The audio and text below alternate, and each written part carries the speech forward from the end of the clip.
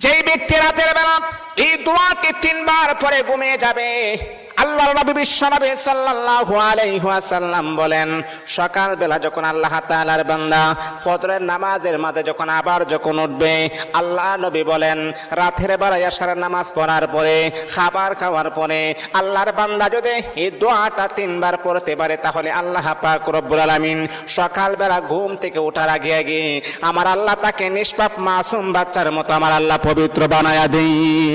দোয়াটা সবাই আমরা জানি, আমরা সবাই কিন্তু দোয়াটা জানি, কিন্তু আমরা আমল করি না। দোয়াটা হলো আস্তাগফিরুল্লাহাল্লাযী লা ইলাহা ইল্লা হুয়াল হাইয়ুল কাইয়্যুম ওয়া আতুবু ইলাইহি লা হাওলা ওয়ালা কুওয়াতা ইল্লা বিল্লাহিল আলিয়্যিল আযীম। 3 বার যদি আপনি পড়তে পারি, ইনশাআল্লাহ আল্লাহ পাক রব্বুল আলামিন আমার আপনার জীবনের সমস্ত গুনাহগুলোকে আমার আল্লাহ ক্ষমা করে দিবে।